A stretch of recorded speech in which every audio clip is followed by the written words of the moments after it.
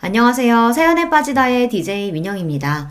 오늘 사연자는 남편을 생각해서라도 시댁 식구들과 문제를 일으키지 않고 애써 참아보려고 했는데 결국은 이성을 잃고 펑 터져버리고 말았다는데요. 과연 어떤 사연인지 들어보시겠습니다. 오늘도 두 가지 사연 준비되어 있어요. 끝까지 들어주실 거죠? 그럼 바로 시작할게요. 구독과 좋아요도 잊지 말고 꾹 눌러주세요. 안녕하세요. 저는 40대 여자입니다. 저는 결혼한 지 15년이 넘었어요. 주변에서는 결혼한 지 10년이 넘으면 시집살이도 겪을 만큼 겪어서 누가 뭐라고 해도 다 그러려니 한다던데 저는 15년이 지난 지금에도 아직도 시댁 식구들 사이에서 적응을 못하고 있어요. 사실 제가 남편과 결혼한다고 했을 때 시어머니께서 저를 많이 반대했어요. 제 학벌, 직업, 집안 뭐 하나 마음에 드는 게 없다고 하시더라고요. 처음에 시어머니께서 저를 반대하신다는 사실을 알았을 때는 저도 너무 서러웠어요. 저도 나름 집안에서는 귀한 딸이에요. 부모님께서 경제적으로 여유가 있지는 않았어도 어떻게든 제게 부족한 것 없이 해주시려고 평생 노력하시면서 사신 분들이에요. 그런 부모님을 생각해서라도 시부모님이 반대하는 결혼만은 하고 싶지 않았어요. 그래서 남편과 헤어지려고도 했습니다. 그런데 남편과 제 사이가 그렇게 쉽게 헤어질 수 있는 사이가 아니더라고요. 남편이 결혼할 여자가 있다고 시어머니께 이야기를 하고 난 뒤 시어머니께서 저를 따로 찾아오셨어요. 그러고는 저를 보자마자 미간을 구기시며 당장 남편이랑 헤어지라고 하셨죠. 내가 사실 아가씨 조건만 듣고도 이 자리에 절대 나오고 싶지 않았었는데 내 아들놈 하는 짓 보니 웬만해서 쉽게 헤어질 것 같지가 않더라고. 그래서 내가 아예 직접 오늘 나왔어요. 아가씨도 눈치가 없는 게 아니라면 나나 우리 아들 보면 딱 감이 오지 않아? 아가씨 같은 사람이 우리 집안에 어울릴 리가 있냐고. 순간 저는 제가 드라마 속에 들어와 있는 줄 알았습니다. 이러다가 돈 봉투도 받고 물세례도 받는 거 아닌가 싶더라고요. 저도 마음 같아서는 뭐 이런 아줌마가 다 있나 싶어 한마디 하고 싶었지만 남편을 생각해서 마음을 가다듬었어요. 어머님 보시기에 제가 석순 씨에 비해서 학벌이나 직업이 많이 부족해 보이시겠지만 제가 이래봬도 외국에서 직장생활도 하며 쌓은 경험도 많고 외국어도 소질이 있어요. 더군다나 석준 씨랑 만난 지 2년이 넘었는데 한 번도 다툰 적이 없이 잘 맞아요. 저희 한 번만 믿어주시고 교제 허락해주시면 예쁘게 만나는 모습 보여드릴게요. 남편은 저와 많이 다른 사람이긴 했어요. 저는 남들 다 나오는 대학도 못 나온 고졸이거든요. 저는 공부에 영 뜻이 없어서 고등학교를 졸업하자마자 바로 인도네시아로 넘어가 공부를 하며 돈을 벌었습니다. 그러고는 바로 여행사에 들어가 가이드 생활을 오래 했어요. 반면 남편은 명문대를 나와 대학원까지 졸업하고 외국에서 경영자 과정까지 밟은 인재예요. 당시에 남편은 친구들과 사업을 하며 대학에 강의도 나가고 있었습니다. 그뿐만이 아니에요. 남편네 집안은 남편뿐만 아니라 다른 가족들도 모두 다 조건이 좋아요. 시어머니도 명문여대 음대를 졸업하셨고 시아버지는 의대 교수이자 성형외과 의사예요. 남편의 동생들도 의사이거나 교수입니다. 상황이 그렇다 보니 시어머니께서 저를 반대하시는 게 한편으로는 저도 이해가 갔습니다. 저 같아도 아들이 아깝기는 할 것 같았어요. 아가씨가 세상 물정 모르고 참 순진하네. 우리 석준이랑 인도네시아에서 만났다고 하더니만 둘이 무슨 영화라도 찍는 줄 알아? 현실에서는 절대 그런 식으로 결혼하는 거 아니야. 연애할 때야 콩깍지 씌어서 서로 무슨 짓을 해도 안 싸우고 다 좋을지 몰라도 결혼하면 서로 조건이 있고 가정 환경이 다르면 매일 피 튀기게 싸우게 돼 있어. 시어머니께서는 저에게 뭘 모른다며 혀까지 끌끌 차며 한심하다는 듯 이야기하셨습니다.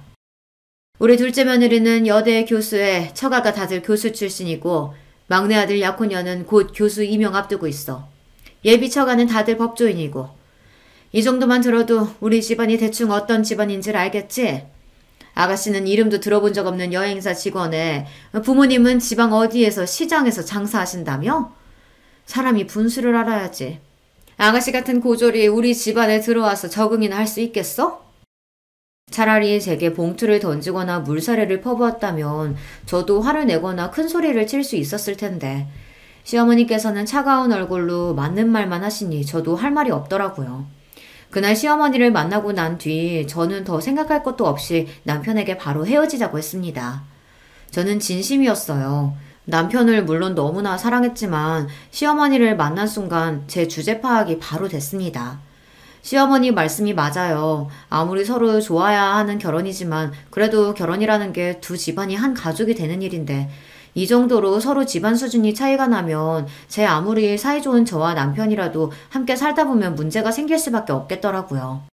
더군다나 결혼도 하기 전에 이미 시어머니께서 저를 저 정도로 마음에 들어 하지 않으시는데 제 결혼 생활이 순탄할 리 없으니까요. 그런데 생각지도 못한 복병이 있었습니다. 남편이 저를 놔주지 않았어요. 시어머니께서 아무리 반대하셔도 저와 결혼하겠다고 우겼습니다. 제가 남편에게 헤어지자고 하자마자 남편은 집을 나오겠다고 했어요. 부모님과 연을 아예 끊겠다고요. 자기한테 말한 적 없지만 사실 나도 우리 엄마 지긋지긋해. 매일 사람 조건만 보고 판단하고 자기 수준에 맞지 않는다고 생각하면 함부로 무시하고. 안 그래도 엄마랑 살기 싫어서 집 나오려고 했었는데 도저히 못 참겠어. 나 집에서 나올 테니까 우리 같이 살자. 남편은 다짜고짜 집을 나올 테니 둘이 집을 구해서 같이 살자고 했습니다. 저는 남편의 무모함에 놀라 절대 안 되는 일이라고 했지만 마음속으로는 은근 좋았어요. 남편이 나를 이 정도로 사랑하는구나 확인한 것 같아서요. 그래도 저는 끝까지 버텼습니다. 아무리 그래도 그렇지 다 큰 성인이 이렇게 대책도 없이 집부터 나오겠다고 하면 어떡해. 난 남자 부모님이 반대하는 결혼은 절대 안 할 거니까 이런 짓 해도 소용없어. 나 석준 씨랑 헤어질 거야. 지금이야 우리가 서로 좋아서 제대로 된 생각을 못해서 그렇지 석준 씨 어머님 말씀이 맞아. 우린 애초에 어울리지 않아. 결혼해도 행복할 리가 없어. 앞으로의 미래가 뻔하다는 말 저도 싫어하는데 그 순간엔 확신이 들었습니다. 저와 남편이 이렇게 대책 없이 결혼하게 되면 행복할 리 없었어요. 그런데 인생이라는 게 참 제 마음대로 되는 게 아니더군요. 운명인지 하늘의 장난인지 남편과 헤어지겠다고 한 지 며칠 되지 않아 임신 사실을 알게 됐어요. 제가 남편의 아이를 가지게 된 거예요. 그런 식으로 남편과 다시 만나고 싶진 않았지만 어쩔 수 없었습니다. 어른들의 이기심 때문에 남편과 저의 사랑으로 생긴 아이까지 힘들게 만들 수는 없었으니까요. 그렇게 저와 남편은 뱃속의 아이 덕분에 결혼하게 됐습니다. 물론 임신 사실을 남편에게 알리고 시어머니께서 알게 되신 이후에도 평탄하지는 않았습니다. 임신? 내가 어른으로서 알아듣게 결혼은 절대 안 된다고 그렇게 이야기했는데도 감히 이런 짓을 벌여? 내 앞에서는 순진한 척 얌전한 척 하더니만 내 아들이랑 결혼하려고 아주 별수를 탔었구나. 천박해서 원. 이래서 가정교육이 중요한 거라니까. 시장에서 장사 안 하는 양반들이 얘한테 뭘 가르쳤겠어? 엄마 무슨 말이 그렇게 해요. 우리가 일을 벌이긴 뭘 벌여요. 이게 다 우리가 운명이라서 생긴 일이니까 더는 내 아내 될 사람 모욕하지 말아요. 남편은 무슨 일이 있어도 저와 결혼할 생각이니 더는 반대하지 말라고 단호하게 말했습니다. 안 그러면 부모님 허락 없이도 저와 따로 결혼하겠다고요. 어머머, 여보, 무슨 말이라도 좀 해봐요. 우리 집안 장남이 말도 안 되는 여자랑 결혼하겠다잖아요. 시어머니는 손을 부들부들 떨며 뒤에 목을 잡으며 시아버지를 애타게 불렀습니다. 저도 그날 시아버지를 처음 뵙는 자리라 많이 긴장했었는데 다행히 시아버지는 예상했던 것과 달리 인자해 보이시더라고요. 당신은 배울 만큼 배웠다는 사람이 남의 집 귀한 딸내미한테 말도 안 되는 여자애가 뭐야? 에휴, 창피해서 뭐. 이름이 지영이라고 했죠? 반가워요. 나는 석준이 아비 되는 사람입니다. 결혼 날짜도 잡기 전에 애부터 가졌으니 지영 양 부모님께서 걱정이 많으시겠네. 석준이 네가 빠른 시일 내로 지영 양이랑 상의해서 상견례 날짜부터 잡아라. 배 나오기 전에 식부터 올려야지. 그래도 하늘이 나를 완전히 미워하시지는 않는구나 라고 생각한 게 시아버지 덕분이었어요. 임신 사실을 알고 처음 뵌 시아버지께서는 저에게 아무런 질문도 없이 그냥 바로 저를 가족으로 받아주셨습니다. 그때의 감동은 말로 표현할 수가 없어요. 물론 시아버지의 말씀에 시어머니는 바로 화를 내시며 상견례는 무슨 상견례냐고 버럭 소리를 지르셨지만 그래도 시아버지의 중재 덕분에 무사히 결혼 허락을 받아 상견례도 하고 식도 올렸습니다. 허락을 받았다는 안도감도 잠시, 결혼과 동시에 제 삶은 180도 달라졌습니다. 시어머니께서 어쩔 수 없이 저를 받아주시긴 하셨지만 여전히 저를 탐탁지 않아 하셨기 때문에 저를 대하는 게 전과 다르지는 않았어요. 시어머니께서는 결혼을 허락해 주시는 대신에 저에게 조건을 거셨습니다. 내가 100번 양보해서 결혼을 허락하긴 했지만 그래도 네가 명색이 우리 집안 맏며느리인데 이대로는 도저히 안 되겠다. 남들 다 나오는 대학도 안 나왔으니 사람들 앞에서 내세울 수가 있어야지. 시골이면 바로 직장부터 그만두고 우리 집에 들어와서 살아. 딱 3년만 우리 집에 살면서 대학도 다니고 나한테 이런저런 살림이라도 좀 배워. 시어머니는 어차피 임신도 했으니 여행사를 그만두고 시댁으로 들어와 신접살림을 시작하라고 하셨습니다. 마침 아이도 태어나고 육아도 해야 하니 같이 살면서 대학도 다니고 집안 살림을 시어머니에게 배우라고요. 겉으로 듣기에는 시어머니께서 저를 굉장히 배려해 주시는 것처럼 말했지만 그건 제가 원하는 게 아니었어요. 이제와 갑자기 대학에 가는 것도 직장을 그만두는 것도 제가 원하는 게 아니니까요. 더군다나 시어머니께서는 저에게 일절 묻지도 않고 본인 마음대로 제 인생을 좌지우지하려고 하시니 기분이 썩 좋지 않더라고요. 어머님이 보시기에는 제가 다니는 직장이 별 볼 일 없어 보일지 모르지만 저한테는 굉장히 중요한 일이에요. 회사에서 가능하다고 하면 아이 낳기 전까지는 일하고 싶어요. 그리고 대학도 제가 워낙 공부에는 뜻이 없어서 가고 싶지 않습니다. 이 나이에 다시 대학에 들어간다는 건 생각해 본 적도 없고요. 저는 애써 조심스럽게 제 생각을 시어머니에게 이야기했습니다. 하지만 제 이야기를 곱게 들어주실 시어머니가 아니었어요. 내가 언제 네 생각 물어봤니? 난 지금까지 살면서 내가 고졸 며느리 보게 될 거라고는 꿈에도 생각해 본 적 한 번도 없어. 이건 네 개인의 문제가 아니라 우리 집안의 문제야. 잔말 말고 내가 시키는 대로 해. 시어머니께서는 제 이야기를 들은 채도 안 하시고 강압적으로 나오셨어요. 정말 한숨만 나오더군요. 그때였어요. 원래 시집살이 시키는 시어머니보다 말리는 시누이가 더 얄밉다고 하더니만 옆에 있던 동서가 굳이 나서서 시어머니 편을 들더군요. 어머 형님, 어머니께서 대학도 보내주고 육아에 살림까지 도와주신다고 집에서 쉬라고 하는데 뭐가 그렇게 생각이 많으세요? 나 같으면 좋아서 바로 그만둘 텐데. 아이고, 우리 둘째 며느리는 대학에 없어서는 안 될 존재인데 절대 그만두면 안 되지. 큰애야, 어차피 몇 년 다녀도 내세울 게 없는 직장인데 괜히 시간 날리면서 다니면 뭐해. 괜히 몇 푼 번다고 애한테 소홀할 게 뻔하지. 내 말대로 대학 다니면서 애 키우는 게 훨씬 나아. 동서까지 있는 자리에서 시어머니는 대놓고 저를 구박하셨어요. 제가 무슨 말만 해도 괜한 소리 하지 말고 당신이 시키는 대로 무조건 하라고 하셨죠. 저는 동서 앞에서 자존심이 상하는데도 제가 말해봐야 소용없다는 걸 알다 보니 자꾸만 입을 꾹 다물게 됐어요. 지금 생각하면 제가 바보였어요. 애초에 결혼을 안 했으면 몰랐을까. 어렵게 한 결혼인 만큼 제가 참고 인내하는 수밖에 없다고 생각했습니다. 안 그래도 마음에도 안 드는 며느리가 시부모님과 한 집에 사는데 괜한 문제까지 일으키면 더는 시부모님과 가까워질 수 없을 것 같아서요. 저는 결국 시어머니 말씀대로 결혼과 동시에 일을 그만두고 입시 공부를 다시 시작했어요. 시어머님이 알아봐 주신 학원에 다니며 준비했습니다. 제가 하고 싶어서 하는 공부가 아니어서 그런지 배가 점점 불러오는 몸으로 하기 싫은 공부를 억지로 하니 제 컨디션은 나날이 안 좋아졌습니다. 더군다나 시어머니와 같이 살면서 받는 스트레스가 워낙 많다 보니 식욕도 거의 없었어요. 병원에 갈 때마다 의사는 체중이 잘 늘지 않는다고 걱정하면서 산모가 많이 먹어야 한다고 했습니다. 스트레스도 태아에게 좋지 않다고요. 저도 의사 말대로 스트레스 받지 않고 뱃속에 아이만 생각하고 싶었지만 쉽지 않았습니다. 아침에 눈만 뜨면 시어머니께서 이거 해라 저거 해라 잔소리를 하셨고 틈만 나면 동서와 비교하면서 혀를 찼습니다. 한 번은 그런 적이 있어요. 시어머니 생신이 다가와서 친정어머니께서 떡을 보내주셨는데요. 동네에서 제일 유명한 떡집에서 금방 한 떡을 바로 냉동 포장해 동서와 나눠 먹으라고 2박스나 보내셨죠.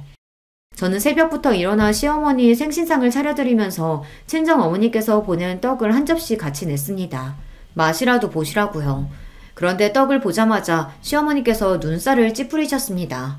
아침부터 밥에 미역국도 버거운데 웬 떡이냐고요.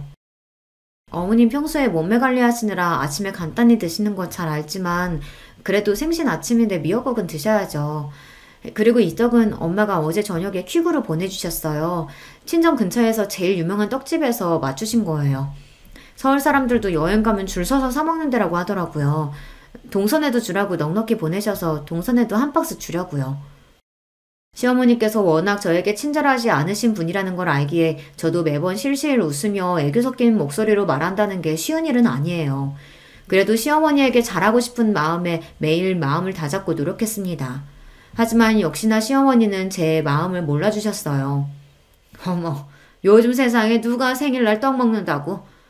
역시 크네. 너희 부모님은 지방분들이라 그런지 많이 뒤처지시긴 했다. 어떻게 사돈네에 이런 촌스러운 떡을 보낼 생각을 한다니? 아참, 그리고 행여나 눈치 없이 둘째네 떡 보낼 생각은 하지도 마라. 내 생일이라고 둘째네 사돈네는 강남 신세계에서 명품 스카프까지 사서 보냈는데 거기다 대고 네가 친정에서 보냈다고 떡하니 떡을 보내면 그 집에서 우리 집안에 뭐라고 생각하겠어? 창피하게 괜한 짓 하지 말고 제발 좀 가만히 있어. 저도 동서도 둘 다 같은 며느리인데 우리 시댁에서는 위치가 조금 달랐습니다. 동서는 있는 집 딸이고 저는 시댁에서 장사하는 집안 딸이니 수준이 다르다는 소리를 귀에 딱지가 생기게 들어야만 했죠. 남편과 비교하면서 저를 무시할 때는 애써 참았었는데 동서랑 비교하면서 저희 친정 부모님까지 무시하시니 서럽기까지 하더군요. 그날 오후 저는 학원에 가는 길에 쓰러졌어요. 시어머니 생신상 차린다고 며칠 전부터 장보고 음식하느라 무리했더니 몸이 많이 견디질 못했나 보더라고요.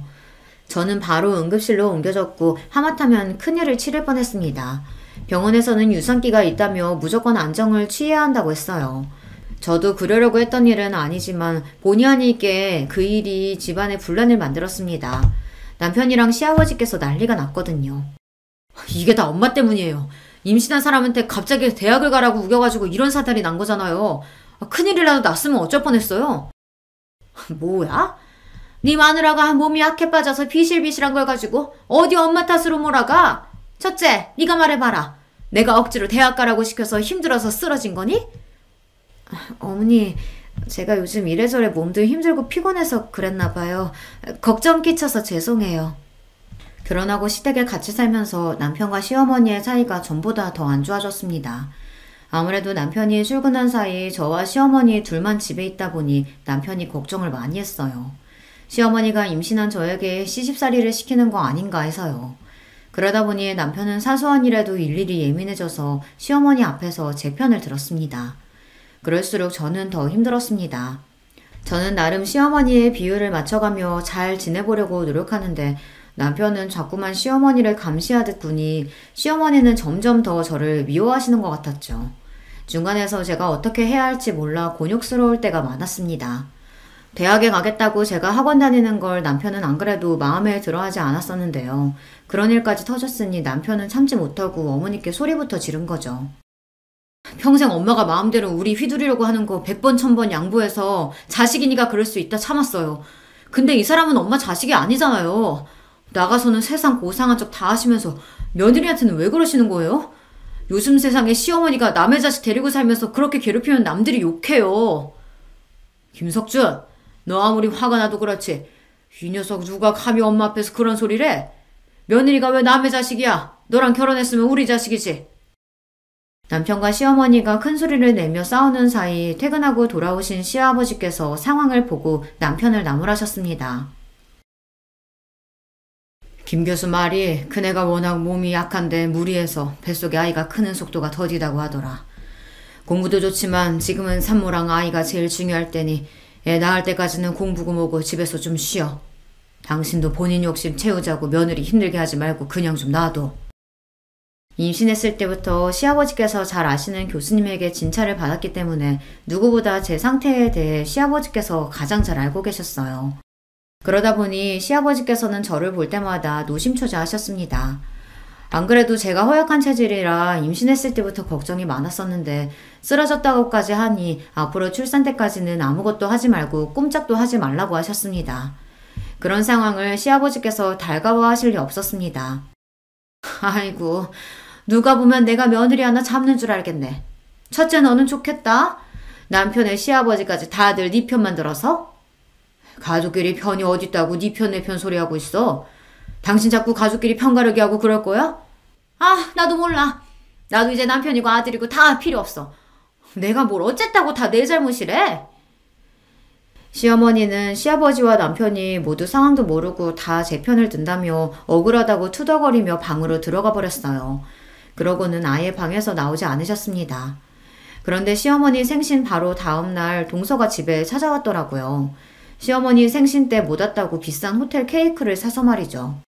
어머니, 제가 어제 왔어야 했는데 요즘 시험 기간이라 일이 너무 많은 거 있죠? 하루 늦었지만 우리 케이크 같이 먹어요. 어머니 신라호텔 케이크 좋아하시잖아요. 아이고, 사돈이 스카프도 보내주고 둘째 네가 용돈도 보냈으면서 뭐하러 오늘까지 왔어. 근데 나처럼 며느리 시집살이 시키고 구박하는 시어머니가 이렇게 좋은 케이크 먹을 자격이 있나 모르겠다. 평소 시어머니께서 저에게 냉랭하게 구실 땐 원래 성격이 냉랭하신 분인가 싶다가도 동서를 대하는 걸 보면 전혀 그렇지 않았어요. 사람을 대놓고 차별하는 것도 아니고 시어머니는 동서에게는 굉장히 자상하고 따뜻하셨거든요. 어머, 어머님 그게 무슨 말씀이세요? 어머님이 무슨 며느리한테 시집살이를 시킨다고요? 도대체 누가 그런 말도 안 되는 소리래요? 시어머니는 이때다 싶으셨는지 동서에게 어제 있었던 일들을 하소연하듯 토로하셨습니다. 제가 옆에 있는데도 말이죠. 아들 키워봐야 다 소용없다더니만 장가가니까 아들놈이 자기 마누라 편 만드는 거 있지? 둘째 너는 절대 자식 낳지 말고 그냥 네 인생 살아.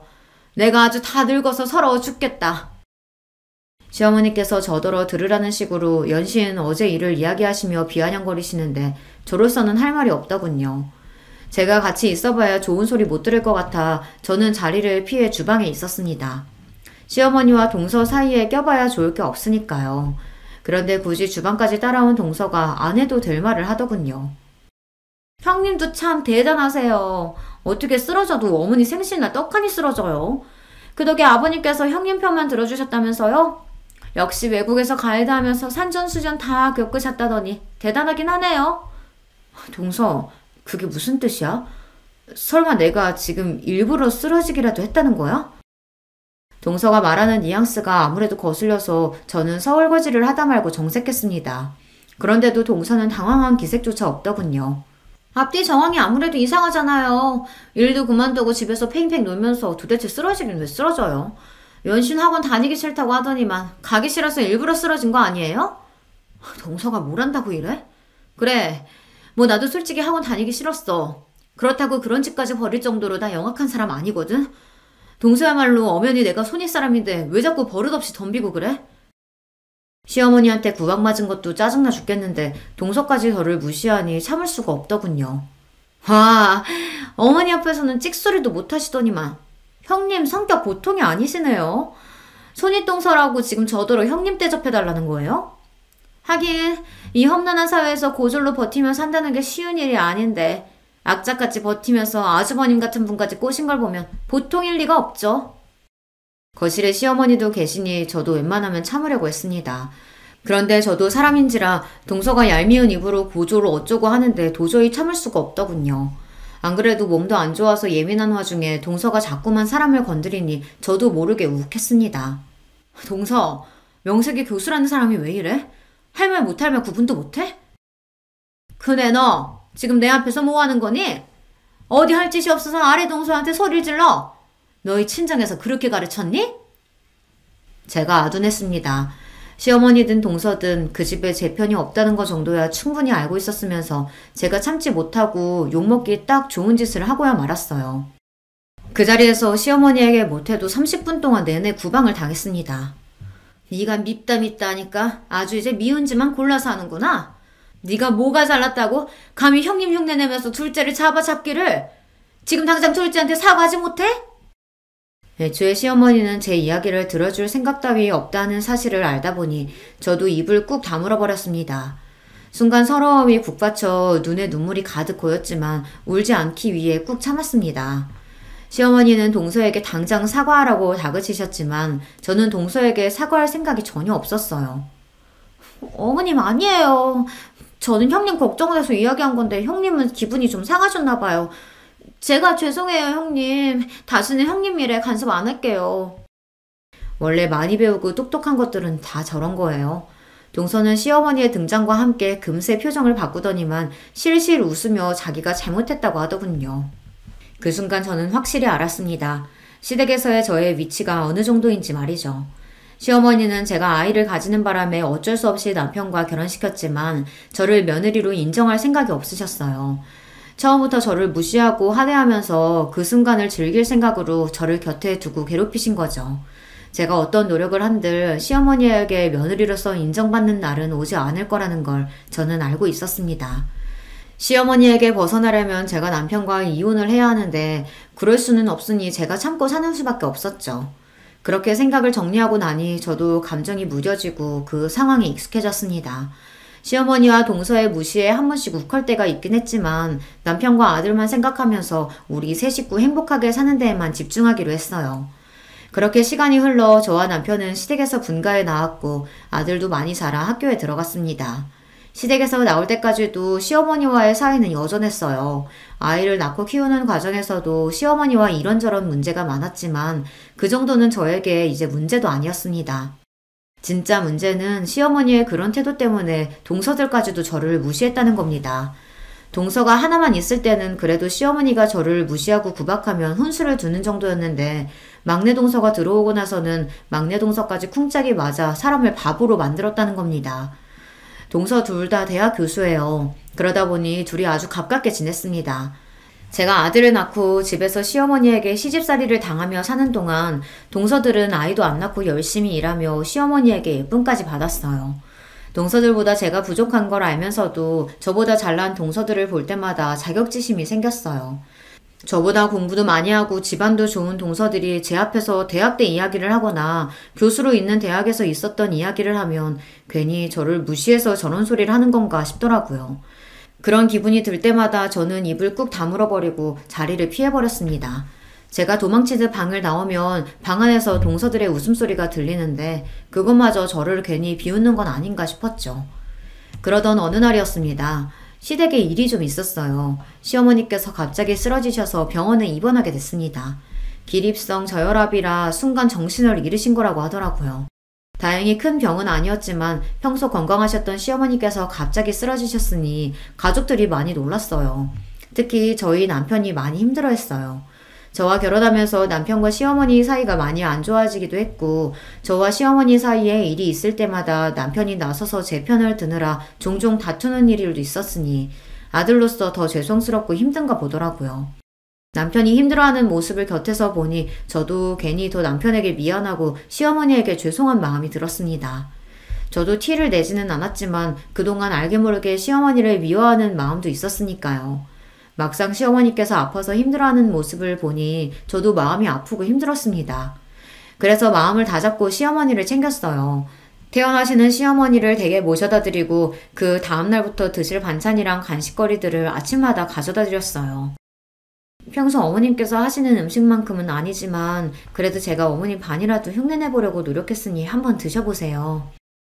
시어머니께서 워낙 음식 솜씨가 좋으세요. 거기다가 성격도 꼼꼼하셔서 살림도 너무 잘하시죠.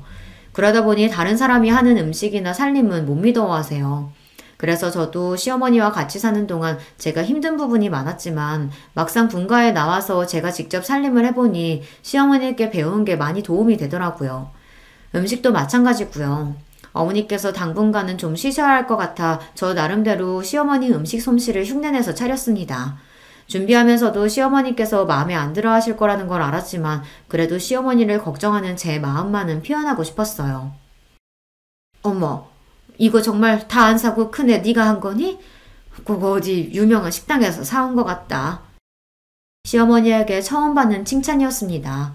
빈말이라고는 안 하시는 시어머니께서 너무 맛있다고 밥 한 공기를 다 비우시더라고요. 더 믿을 수 없었던 건 동서들이 유명한 셰프가 운영하는 식당에서 사왔다는 음식이랑 디저트도 마다하고 제가 해온 음식만 드셨다는 겁니다. 안 그래도 입이 깔깔하니 입맛이 없었는데 오랜만에 너무 잘 먹었다. 아무리 제가 잘하려고 노력해도 동서들만 예뻐하셨는데 시어머니께서 무슨 일인가 싶었습니다.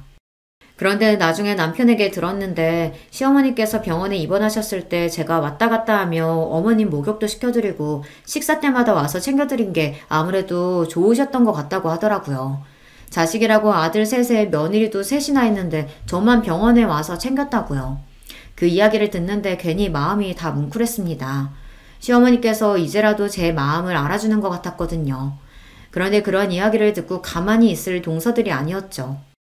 형님도 참 대단해요. 지난 10년 동안 어머님께 구박이라는 구박은 다 당하면서 사셨으면서 반찬까지 싸다 바치고 싶으세요? 그러게요. 저 같으면 대학 못 나왔다고 무시하고 사돈 내 못 산다고 그렇게 대놓고 무시하면 미워서라도 아프든지 말든지 신경도 안 쓸 것 같은데. 형님은 참 배일도 없으시네요. 동서들 말이 듣기 좋지는 않았지만 틀린 말도 아니었습니다. 동서들도 알아요. 그동안 시어머니께서 저에게 어떻게 했는지 말이죠. 시어머니는 동서들 있는 앞에서도 툭하면 제가 고졸이라 마음에 안 든다는 둥, 돈 없으면 저렇게 자식이 대학도 못 가고 고생만 하는 거라는 둥, 그런 식의 막말을 했거든요.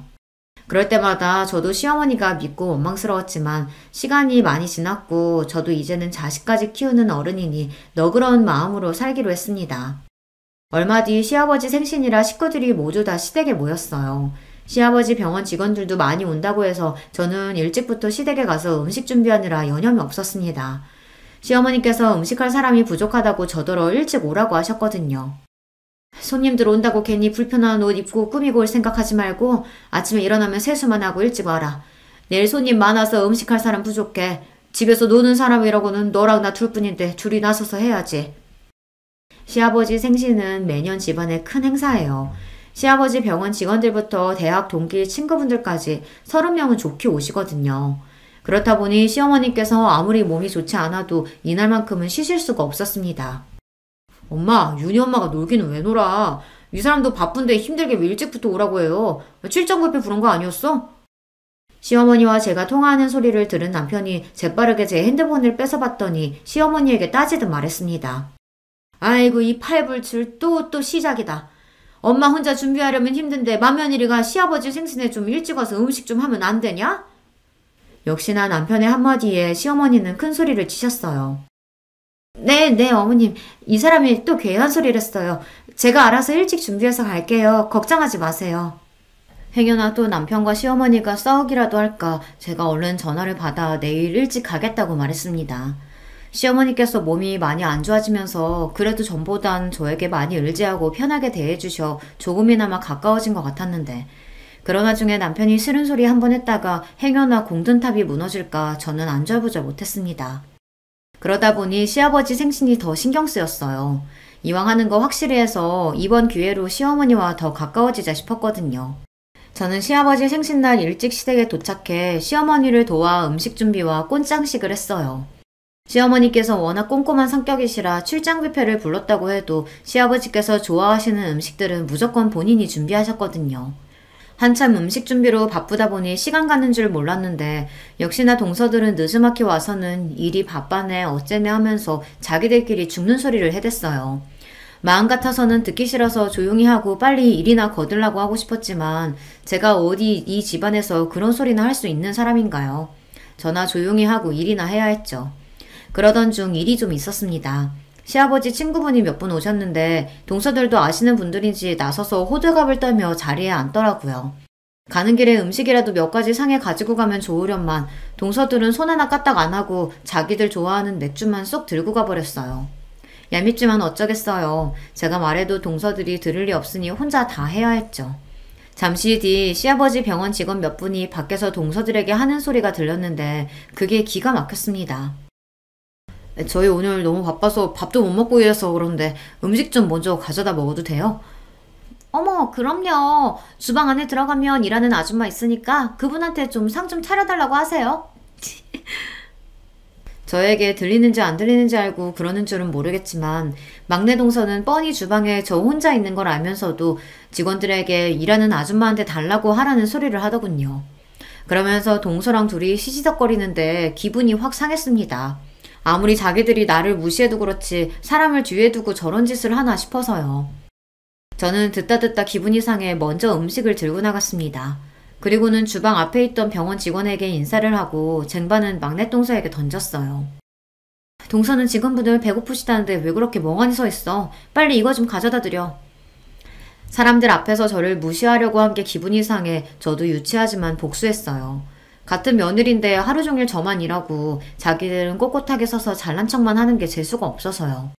제가 그렇게 나올 줄은 몰랐는지 동서들 얼굴이 새빨개지더군요. 뻔하죠. 제가 감히 자기들한테 일을 시킬 줄은 몰랐던 거예요. 저도 이제 될 대로 되라였습니다. 동서들이라고 둘이 붙어서 사람을 매번 바보로 만드는데 저라고 매번 참아줄 필요는 없으니까요. 어머, 안녕하세요. 저번에 병원에서 뵀는데 원장님 첫째 며느님이시죠? 그때 해다 주신 쿠키 너무 잘 먹었어요. 솜씨가 진짜 좋으시더라고요. 아니에요. 동서 뭐해? 빨리 가져다 드려. 동서들은 병원 사람들이 당연히 저를 모를 거라 생각하고 일하는 사람으로 속여 놀릴 생각이었겠지만 사실 저도 시아버지 병원에 자주 왔다 갔다 해서 웬만한 직원들은 얼굴을 다 알아요. 병원 직원들이 저를 알아보고 이야기를 나누자 동서들은 입술을 삐죽거리더니 일그러진 얼굴로 쟁반을 들고 나갔죠. 그 모습을 보는데 저도 은근 속이 시원하더라고요. 그런데 잠시 후 생각지도 못한 일이 있었습니다. 조금 전 일로 동서들이 배알이 잔뜩 꼬였는지 주방으로 들어온 동서들이 작정하고 저에게 재수없는 짓거리를 해댔어요. 손님들이 거의 다 도착해서 바쁘게 쟁반을 담고 있는 제 옆에서 둘이 영어로 중얼거리더라고요. 처음엔 또 뭐하는 짓인가 하고 넘겼는데 들으면 들을수록 기분이 이상했습니다. 저를 향해 뭐라고 떠들기 시작하더니만 자기들끼리 킥킥거리며 웃더라고요. 그 모습에 저는 너무 황당해서 동서들에게 지금 뭐하는 거냐고 물었어요. 그러자 동서가 저를 향해 비웃듯 입술을 실룩거리더라고요. 아 맞다. 형님은 영어 전혀 모르죠? 저랑 동서가 둘 다 유학하다 보니까 둘이 있을 땐 영어가 편해서요. 우리도 모르게 영어로 얘기했네요. 뭐 어때요? 어차피 형님은 한국말로 해도 못 알아들을 얘긴데. 동서들은 원래 자기들끼리는 영어로 대화하는 게 편하다고 하며 저더러 못 알아듣는다고 대놓고 사람을 비웃더군요. 순간 저는 얼굴이 붉어지다 못해 금방이라도 터질 것처럼 뜨거웠어요. 다른 건 몰라도 제가 고졸이라 사람들보다 못 배웠다고 무시하는 건 제가 받아칠 말이 없었거든요. 저는 순간 감정이 몰아치며 금방이라도 눈물이 왈칵 쏟아질 것 같아 그 자리에 도저히 있을 수가 없었습니다. 화장실에 간다고 대충 둘러대고 서둘러 주방을 나와버렸어요. 그러고는 혹여나 엉망이 된 얼굴을 누구에게 들키기라도 할까봐 얼른 2층으로 올라왔습니다. 분가하기 전에 저와 남편이 쓰던 방에 들어와 있었어요. 그런데 그때 밖에서 인긴척이 나더니 누군가 방문을 열었습니다. 저는 얼른 눈을 비비고 자리에서 벌떡 일어났어요. 문을 열고 들어온 사람은 다름 아닌 시아버지였습니다. 시아버지는 방에 덩그러니 혼자 있는 저를 보고 놀라서 걱정스러운 얼굴로 다가오셨습니다. 첫째야, 너 혼자 여기서 뭐하고 있어? 시아버지의 인자한 목소리에 애써 붙잡고 있던 마음이 우르르 무너지는 것 같았어요. 저도 모르게 참고 있던 눈물이 쏟아지고 말았습니다. 아버님, 저 진짜 죽고 싶어요. 너무 화나고 억울해서 도저히 이대로는 못 있겠어요. 남편 앞에서도 흘려본 적 없는 눈물을 시아버지 앞에서 흘리고 말았어요. 그것도 거의 오열을 하면서요. 제 갑작스러운 행동에 당황한 시아버지는 도대체 무슨 일이 있었던 거냐고 물으셨습니다. 저는 그제야 정신을 차리고 아니라고 괜찮다고 애써 눈물을 감춰보려고 했지만 이미 소용이 없었어요. 시아버지는 왜 그런 건지 지금 당장 이야기하라고 하셨습니다. 네가 웬만한 일로 이러래야? 뭐가 그렇게 서럽고 억울해서 그래? 얘 괜찮으니까 얼른 얘기해봐. 내가 다 해결해줄게. 저는 당황해서 우물쭈물하다 결국은 그동안 있었던 일을 다 이야기했습니다. 동서들이 저를 만날 때마다 얼마나 무시했는지 말이죠. 시아버지께서는 가만히 제 이야기만 듣고 계셨어요. 그러고는 아무 말 없이 제 등을 토닥여 주시더니 바로 남편에게 연락해서 저를 데리고 가라고 하셨습니다. 저는 어리둥절한 상태로 남편과 집에 돌아왔어요. 그런데 다음날 아침 말도 안 되는 일이 제 눈앞에 벌어졌습니다. 아들을 등교시키고 집에 돌아왔는데 동서 둘이 우리 집 현관 앞에 서 있더라고요. 저는 동서들 얼굴을 보자마자 기분이 상해 쳐다보지도 않고 집 안으로 들어가려고 했습니다. 그러자 동서가 제 손을 덥석 잡더니 따라 들어오더라고요. 저는 놀라서 지금 뭐 하는 거냐고 소리쳤어요. 그런데 그때 우물쭈물하고 있던 동서들이 갑자기 바닥에 무릎을 꿇고 앉더라고요. 저희가 생각이 짧았어요. 저희는 그냥 형님이랑 허물없이 지내고 싶어서 그런 건데 형님이 그렇게 힘들어하신지는 생각도 못했어요. 저는 순간 어안이 벙벙해서 도대체 이게 무슨 일인가 싶었습니다. 맞아요, 형님. 저희는 그냥 형님이랑 친하게 지내고 싶어서 그런 건데 기분 나쁘셨다면 너무 죄송해요. 제발 저희 용서하시고 아버님께 우리 다 풀고 화해했다고 잘 좀 말씀드려주세요.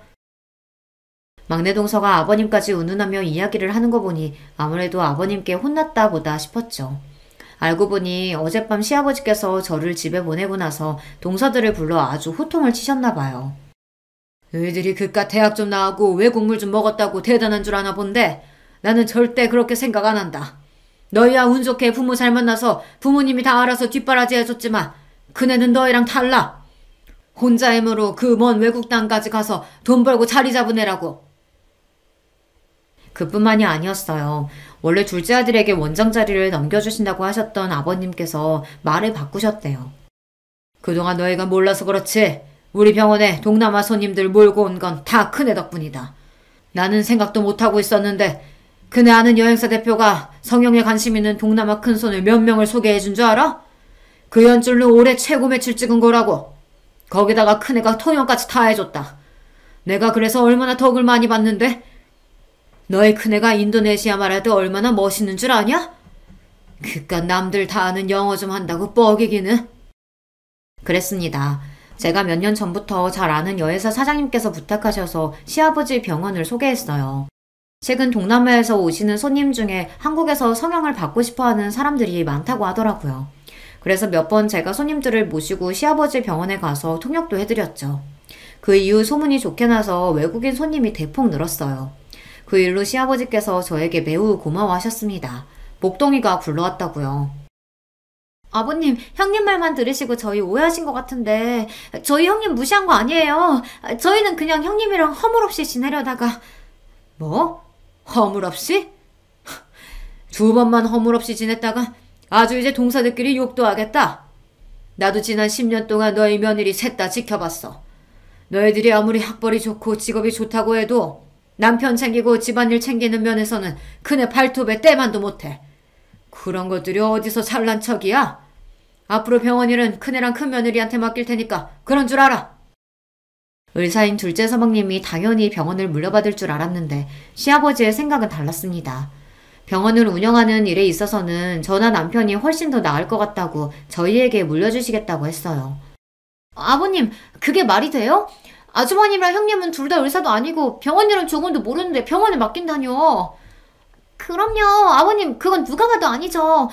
둘째 아주버님이 병원을 위해 얼마나 열심히 일하시는데요. 병원도 엄연히 사업이야. 의사야 병원에 차고 넘치는데 병원 운영은 사업가가 맡아서 하는 거지 뭐. 아버님께서 워낙 완강하게 나오시니 동서들은 어쩔 줄 몰라 하며 시아버지 앞에 머리를 조아렸습니다. 아버님, 제가 잘못했어요. 다시는 형님한테 그런 짓 안 하고 잘할게요. 어머님도 준혁씨 성격 잘 아시잖아요. 저 때문에 병원장 자리에 아주버님한테 넘어갔다고 하면 저랑 안 산다고 난리칠 거예요. 이건 나한테 얘기한다고 될 일이 아니다. 당장 큰애한테 가서 사과하고 잘못했다고 빌어. 그네 마음 풀려야 나도 너희 얼굴 볼 거다. 동서들이 자기들 발로 찾아와 사과할 리가 없는데 웬일인가 했더니만 역시나 시아버지께서 술을 쓰셨더군요. 둘째 서방님이랑 동서가 목매는 병원을 가지고 이야기하셨으니 동서가 똥줄이 탔을 거예요. 막내 동서야 지금까지 작은 동서 옆에 찰싹 붙어 줄로 섰다가 뭔가 시아버지의 마음이 제게 돌아선 것 같으니 다급했던 거고요. 지금까지 내내 저를 하대하며 무시하던 인간들이 한순간에 머리를 조아리고 제 앞에 무릎을 꿇은 모습을 보니 기가 막히면서도 저도 모르게 웃음이 튀어나오더군요. 그 자리에서는 동서들 눈도 마주치지 않고 저는 집으로 들어와 버렸어요. 동서들이 지금까지 저에게 저지른 일들이 있는데 무릎 한번 꿇었다고 이렇게 쉽게 용서해 줄 수가 없었습니다. 그날 이후에도 동서들은 안 하던 짓을 했어요. 저에게 어울릴 것 같다며 스카프며 가방을 사들고 와서는 살살 꼬리를 흔들며 여우짓을 했습니다. 이거 요즘 제일 핫한 브랜드인 거 아시죠? 백화점에서 딱 본 순간 형님한테 딱이겠다 싶어서 제가 바로 결제해달라고 했어요. 잘했죠? 형님한테 너무 잘 어울리겠다. 형님, 이제 마음 좀 푸시고 작은 형님 사과 좀 받아주세요. 그래요, 형님. 저희가 공부만 하느라 세상 물정이라고는 몰라서 그런 거니까 조금만 너그럽게 이해해주세요. 그리고 아주버님은 지금 하시는 사업도 잘 되시는데 굳이 병원 일까지 하실 필요 없잖아요. 그런 일은 그냥 저희한테 맡기세요. 동서들의 속이 뻔히 다 보였습니다. 시아버지께서 완강하시니 대충 저에게 사과하고 넘어갈 생각이었죠. 사업 잘 되니까 이럴 때 다른 사업도 해보는 거지 뭐.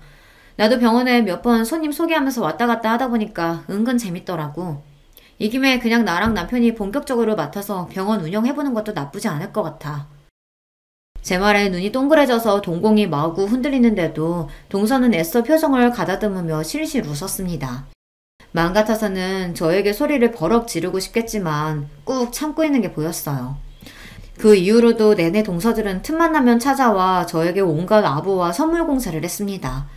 저는 그냥 이 상황을 즐기고 있어요. 사실 저나 남편이나 병원 운영에 딱히 관심은 없어요. 남편도 작은 서방님이 맡으시는 게 당연하다고 생각하고 있습니다.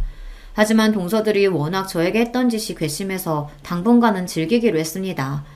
이 기회에 동서들 버릇을 똑똑히 고쳐주려고요. 제가 잘하고 있는 거 맞겠죠?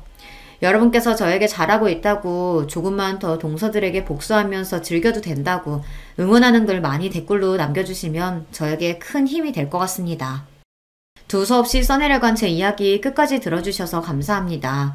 여러분의 가정에는 언제나 화목한 일만 가득하시길 바랄게요. 반갑습니다. 저는 경기도에 살고 있는 30대 중반의 여자입니다. 제가 워낙 말솜씨가 없는 편인지라 재밌게 이야기하는 법을 모르는데요. 사연을 보내는 건 써두고 몇 번이나 고쳐 적을 수 있으니 용기가 생겨서 이렇게 한번 도전해보게 되었습니다. 이 이야기는 몇 달 전 저에게 있었던 웃지 못할, 그러나 생각하면 어이없이 웃음이 나오는 일인데요. 여러분께 한번 들려드리도록 하겠습니다. 전 지금 여성 속옷 사업을 하고 있어요. 규모는 정확히 말할 수 없지만 그래도 이름을 말하면 업계 쪽에선 꽤 알아주는 정도죠. 매출이 얼마인지, 제 연봉이 얼마인지, 자산을 얼마 정도 가졌는지는 우리 신랑도 몰라요. 제가 말한 적이 없거든요. 돈 얘기는 가족끼리여도 선을 그어두는 게 제 철칙이거든요. 통장을 오픈하지는 않아도 상대가 금전적으로 여유로운지 아닌지는 충분히 알 수 있으니까요. 그 정도면 됐다고 생각해요. 이런 철칙을 세운 건 별다른 큰 이유가 있어서 그런 게 아닙니다. 다만 결혼한 부부도 남이 될 수 있고 돈 문제가 걸리면 사소한 다툼도 크게 번질 수 있다는 걸 아니까 사전에 대비하는 거라고 보면 되겠네요. 부부 사이에 계산적으로 굴게 되는 것도 싫고요. 다행히 남편도 이런 제 생각을 이해해줘서 여태껏 서로의 자산에 대해선 터치하지 않았습니다. 저는 지금 15명의 직원을 두었고 그들의 월급을 넉넉히 챙겨주고도 제가 충분히 가져갈 만큼 안정적인 상황이에요. 무슨 일이든 10년 이상 버티면 프로라고 하던데 저는 이렇게 되기까지 대략 15년의 세월이 걸렸으니 그 말보다 더 긴 시간을 보낸 후에야 꿈을 이뤘네요. 하루는 길게 느껴지는데 15년은 왜 이리 빠르게 느껴지는지 새삼 제가 견디고 이겨내온 세월이 대단하게 보입니다. 이럴 때면 저 스스로한테라도 잘했다고, 그동안 잘 버텨왔다고 다독여주고 싶어요. 장하다, 대견하다, 기특하다 이런 말을 내뱉을 수 있기까지 저는 그간 많은 시행착오와 고난을 지나쳐야만 했습니다. 저는 편부모 가정에서 자랐어요. 부모님이 이혼하시기 전에는 그리 풍족한 편은 아니었어도 평범한 집이었는데요. 아빠가 보증을 잘못 선 이후부터 가세가 급격히 기울기 시작했어요. 그 어마어마한 빚을 해결하지 못한 엄마는 결국 가족 모두가 거리로 내려앉기 전 이혼을 선택했어요. 이미 고등학교에 들어간 언니는 아빠에게 갔고 그보다 어렸던 저는 엄마에게로 가게 됐어요. 언니랑은 그래도 제가 고등학교에 들어갈 때까지 꼬박꼬박 연락을 했었는데 아빠 빚을 갚으려고 학교를 자퇴하고서 일을 시작한다더니 그 이후로 연락이 끊겨버렸습니다. 번호를 알아내려고 해도 방법이 없었고 문자로 알려줬던 주소를 찾아가 보니 이미 또 한 번 이사를 간 후더라고요. 그렇게 40살이 가까워진 지금까지 언니를 만날 수 없었죠. 밖에서 일 한번 해본 적 없던 엄마는 저를 키우기 위해 설거지 일을 시작하셨어요. 매일 아침 7시부터 저녁 8시까지 설거지만 주구장창 해야 하는 허리 한번 피기 힘든 고역이었죠. 엄마는 일을 갔다 오면 걸레로 방을 쓱 한번 훔치고 따뜻한 밥상을 내어주셨어요. 그리고 당신은 소화가 잘 안 된다며 찬밥에 물을 말아 후루룩 드셨죠. 그런 엄마를 보면서 정말 속상했어요. 허리가 아픈지 엄마는 밤새 잠을 뒤척였고 그럼 저는 또 이불 속에 숨어 내내 울었습니다. 그럴 때면 언니가 너무 보고 싶었어요. 언니가 있었다면 엄마가 덜 힘들었을까. 언니가 있었다면 우리 셋이 손을 잡고 잘 수 있으니까 금방 꿈나라로 갈 수 있지 않았을까. 매일 언니가 곁에 있는 상상을 하며 잠들었던 것 같아요. 나이가 들고 성인이 되면서 이 모든 불행은 결국 돈 때문이라는 걸 알았습니다. 우리 가족이 헤어져야 했던 것도, 언니가 연락을 끊고 떠난 것도, 엄마가 매일 밤마다 끙끙 앓는 것도 전부 바로 그 망할 돈 때문이었다는 걸요. 저는 무작정 돈을 벌기로 했습니다. 어디에 쓸지, 뭐에 필요한지는 중요치 않았어요. 무조건 많은 돈을 벌여야겠다는 게 유일한 목표였죠. 하지만 워낙 없이 자란 탓에 어떻게 해야 돈이 모이는지 몰랐어요. 분명한 건 엄마처럼 저렇게 정직한 일, 또 누구나 할 수 있는 일을 하면 계획처럼 금방 돈을 모을 수 없다는 거였습니다. 그래서 떠오른 게 사업이었어요. 누군가의 밑에서가 아니라 제가 대표가 되는 길이 가장 위험하면서도 힘들지만 그만큼 빠르고 확신한 길이라고 생각했거든요. 무슨 분야가 좋을까, 어떤 계통이 내게 맞을까 고민하다가 찾은 게 바로 속옷 사업이었습니다. 15년 전까지만 해도 여성의 속옷은 그리 발달하지 않은 상태였거든요. 구체적으로 밝힐 수는 없지만 제가 목표한 속옷이 컨셉을 위해서 직접 발로 뛰며 시안을 정하고 제작에 돌입했습니다. 많이 실패하기도 하고 예상한 만큼 성과가 나오지 않아 멈추고 다시 시작하고 멈추고 다시 시작하기는 몇 번째. 제 나이 20대 중반이 되고 새롭게 도전한 디자인 제품이 출시된 이후 제게도 조금씩 단골 손님이 생기기 시작했어요. 그때 처음으로 어쩌면 이 일이 가능하겠다. 나 이 일로 밥 벌어 먹고 살 수 있겠다라는 희망이 보였죠. 그 전까지는 영락없이 쫄딱 망하는 게 아닌가 싶었거든요. 돈이 벌리니까 이 일이 더 재밌어졌고 더욱 많은 돈을 만지고 싶은 욕심이 생겼어요. 이상하게도 돈이 벌리지 않을 때보다 더 열심히 일하게 된 거예요. 그렇게 점차 성과가 나타나기 시작한 이후 크게 유명해지거나 판매 수익이 한때 확 높아지진 않아도 매출폭은 천천히 그렇지만 분명하게 커지고 있었어요. 그것만 믿고 지금까지 버텨온 게 15년이 된 겁니다. 이렇게 보니 시행착오를 겪긴 했지만 그래도 확신을 가진 덕분에 엄청 고단했던 길은 아니었던 것 같네요. 마음의 안정이 있는 것만으로도 육체적 힘듦은 어느 정도 극복할 수 있으니까요. 한때 무작정 돈을 많이 버는 게 목표였는데 그래도 어느 정도는 이룬 것 같아요. 이렇게 지금의 자리에 올라 엄마께 집을 사드리고 결혼 자금으로 넉넉히 모아두었거든요. 사실 결혼 자금이라고 하기엔 전 딱히 결혼 생각이 없었기에 그냥 저축하는 것이나 마찬가지였어요. 남들이 다 하니까 엄마가 하라고 하니까 준비했던 것뿐이지 저에게 결혼과 비혼 중에 선택하라고 한다면 비혼이었거든요. 지금 와서 생각해보니 딱히 특별하거나 심각한 이유가 있던 건 아니었고 아마도 일이 바쁘니 결혼과 출산, 육아로 제 시간을 뺏기기 싫었던 것 같아요. 제가 대표인데 자리를 비우는 건 말도 안 된다고 생각했거든요. 안정적인 자리에 안주하지 말고 직원들과 함께 더 나은 좋은 꿈을 향해 쉴 틈 없이 나아가는 게 사업가로서의 제 목표였으니까요.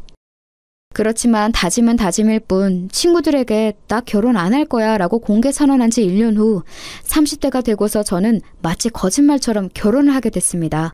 남자친구와 연애한 지 6개월 만에 날짜를 잡고 식을 올리게 됐거든요. 그야말로 속전속결이었어요. 이런 말도 안 되는 일정은 남자친구와 제가 오래된 선후배 사이였기에 가능했던 일이었습니다.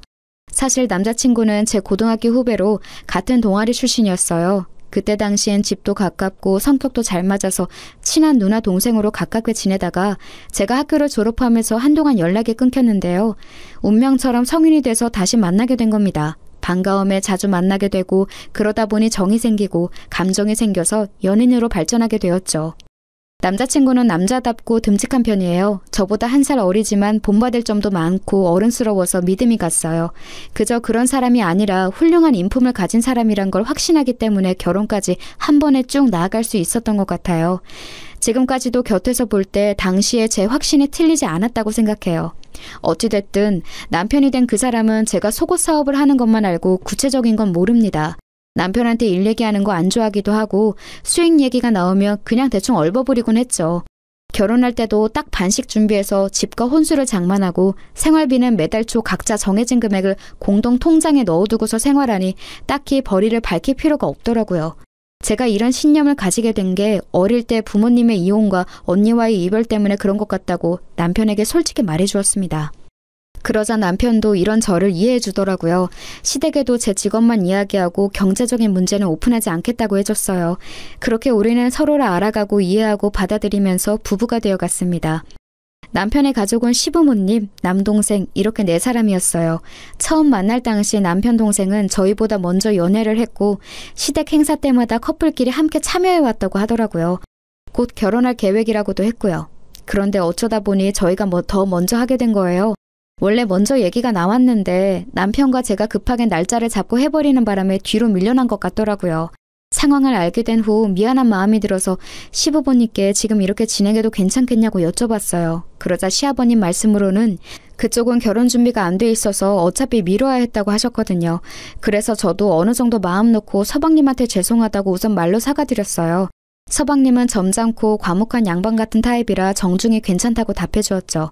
그런데 나중에서야 듣게 된 게 결혼이 미뤄진 것에 대해서 그 동생 여자친구분, 그러니까 지금의 동서는 당시 기분이 굉장히 안 좋았다고 하더라고요. 저희 부부 때문에 본인들 결혼이 미뤄졌다고 제 결혼식에 있던 시댁 친척들한테 이야기하고 다녔대요. 꼭 그 해 하고 싶었는데 못해서 김이 샜다는 둥, 제가 가로챘다는 둥, 뭐 그런 식으로 말하고 다녔더라고요. 그렇게 생각했다면 미안하긴 한데요. 서방님네는 어차피 금전적으로도 조금 더 여유가 필요했고 당시 저희가 먼저 하는 것에 대해서도 양해를 충분히 구했다고 생각해서 좀 당황스럽긴 하더라고요. 남편도 왜 그렇게 말하는지 이유를 모르겠다고 했고요. 어머님 말씀처럼 곧바로 할 수 없을 정도의 상황이었던 거죠. 그 얘기를 들었을 때부터 제 마음속엔 동서에 대한 작은 반감이 생겼습니다. 아다르고 어다르다고 속상한 마음을 그런 식으로 이야기한 게 제 입장에선 좀 이해가 안 가서요. 그쪽은 가족 모임 때마다 꼬박꼬박 참석하는 편이니 얼굴 안 볼 사이도 아닌데 말이죠. 그래서 당시 결혼 후에 동서를 다시 만나게 됐을 때 최대한 웃으면서 말을 했어요. 아직 식은 안 올렸지만 동서라고 불러도 되죠?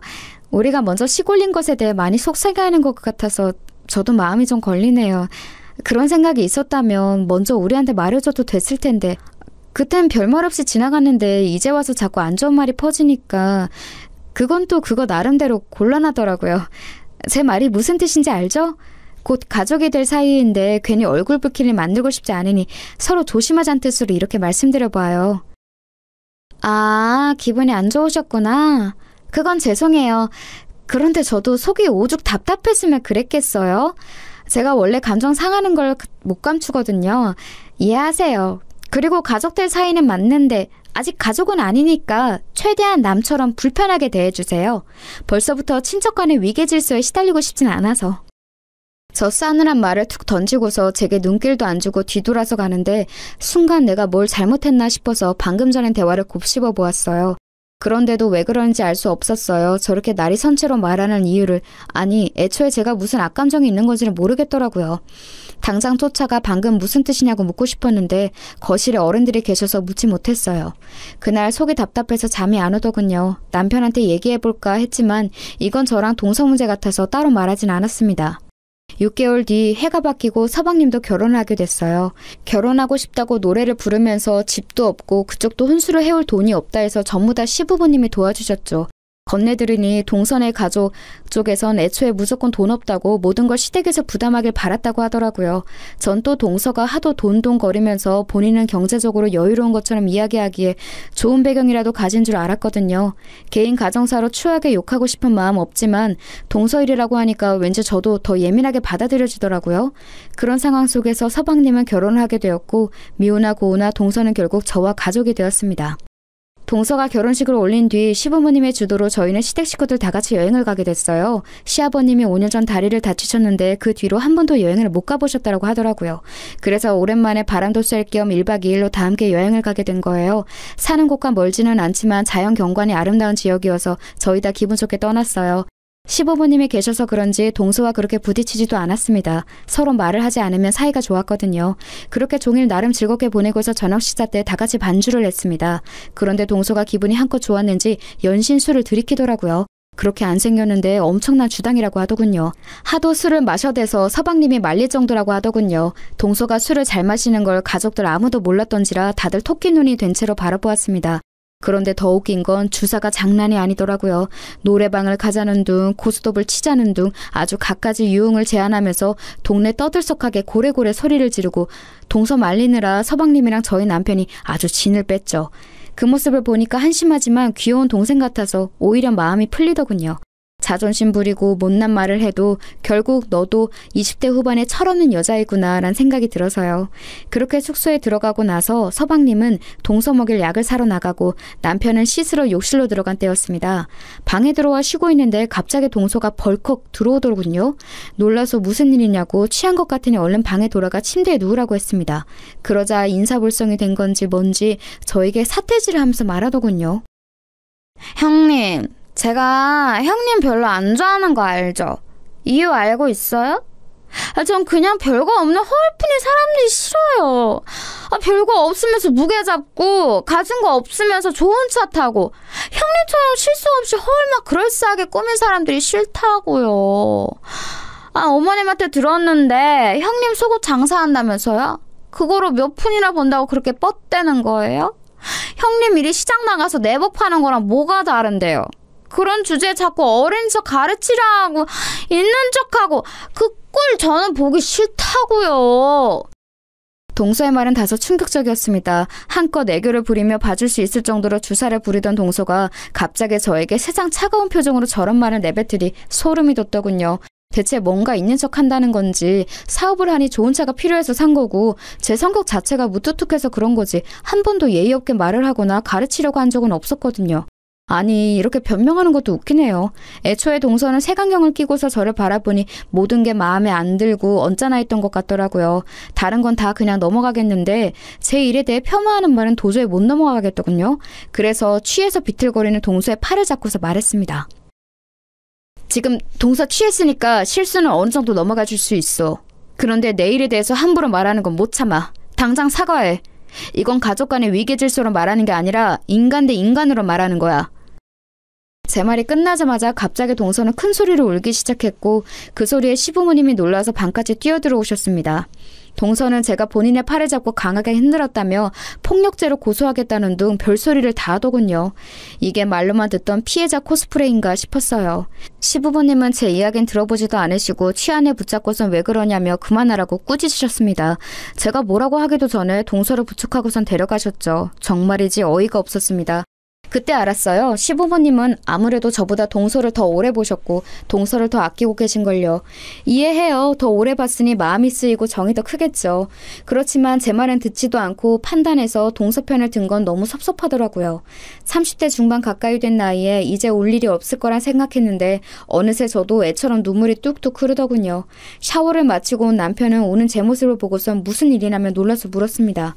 그래서 무슨 일이 있었는지 여태껏 동서가 저에게 어떻게 대하고 어떤 말을 했는지 다 털어놓았습니다. 그러자 남편은 화가 잔뜩 나서 당장 동서에게 한 소리 하겠다고 찾아가려 했어요.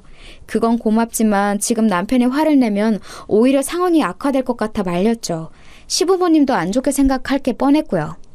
다음 날 아침이 되고 남편은 굳이 한 소리 해야겠다며 저를 이끌고서 동서를 찾아갔습니다. 그리고 어젯밤에 제게 한 이야기 다 들었다면서 사과하라고 말했어요. 그러자 동서는 아무것도 모른다는 눈으로 취해서 기억이 안 난다며 자기가 만약 그랬다면 많이 취해서 그런 거니 용서해달라고 하더군요. 남편도 어이가 없다는 듯 저를 쳐다보며 웃었고 저도 기가 차서 웃음이 절로 나왔습니다. 제게 한 폭언을 사과하는 게 아니라 본인이 취한 것에 대해 사과를 하더라니까요. 그 옆에 있던 서방님도 동서의 말을 거들면서 형이랑 형수가 좀 이해해달라. 이 사람이 원래 주정이 좀 심한 편이다 라고 말했습니다. 저는 동서의 눈을 똑바로 쳐다보고선 그런 술주정이면 언젠가 크게 사단이 날 것 같으니 어서 고치라고 말했어요. 주사라고 모든 게 용서되는 게 아니라고 덧붙이면서요. 애써 안으로 화를 사기는 동서의 표정을 보고선 저도 남편을 이끌고 그 자리를 벗어났죠. 그런데 제겐 차라리 잘된 일이었어요. 저는 그동안 제가 동서한테 잘못한 게 있어서 저를 싫어하나 싶었거든요. 그런데 그게 아니라 단순히 제가 눈꼴 시려서 싫어한 거였으니 오히려 잘됐다 싶었습니다. 제가 신경 쓸 가치가 없는 사람이란 걸 알았으니까요. 그렇게 몇 달이 지나고 친정엄마의 생일을 맞이해서 안마 의자를 선물로 드렸습니다. 요새 가장 좋은 모델로 해드렸더니 엄청 좋아하시더라고요. 그 모습을 보면서 이제 곧 시아버님도 생신이 다가오니 아버님 댁에도 안마 의자를 선물로 드리면 좋겠다는 생각이 들었습니다. 그래서 다음날 저녁 시댁에서 식사할 때 슬쩍 의사를 여쭤보았어요. 저의 친정어머니가 안마 의자를 굉장히 마음에 들어 하시는데 어머님과 아버님은 그런 거 필요 없으시냐고요. 그러자 딱히 필요 없다고 하시더라고요. 생각해보니 서방님이 안마 의자 판매 사업을 했었다는 게 생각나서 서방님 때문에 필요 없으시구나 깜빡했어요 라고 했습니다. 그러자 아버님이 한숨을 푹 내쉬시는데 어머님이 눈치를 주시더라고요. 뭔가 저희에게 말하지 않은 일이 있는 것 같았어요. 어쩐지 그날따라 표정이 너무 안 좋아서 무슨 일인가 싶어 여쭤보았습니다. 그러자 아버님이 한참을 망설이시다 결국 털어놓으셨죠. 이 나이 되니 바라는 거 없다. 무력도 없고 뭐 갖고 싶은 것도 없어. 그런데 지금 내 마음속에 가장 큰 걱정거리가 둘째네야. 둘째네가 식당을 차리고 싶다고 하더라고. 뭐 그간 모아둔 돈을 투자해서 지들끼리 알아서 차리겠다는데 난 그런 거 안 했으면 좋겠어. 느낌이 안 좋아. 둘째 성격에 장사가 잘 맞을 것 같지도 않고 새아가도 그냥 요즘 분위기에 휩쓸려 하고 싶다고 하는 것 같고 그냥 원래 하던 안마 의자 일이나 하지 갑자기 다 그만두고선 웬 장사바람에 든 건지. 듣자하니 서방님이랑 동서가 한우 가게를 준비하고 있다는 겁니다. 그것도 꽤나 고급스러운 음식점으로요. 위에서 말한 것처럼 두 사람은 장사를 해본 적도 없어요. 게다가 동서는 여태껏 제대로 된 사회 경험이 전무한 백수와 마찬가지고요.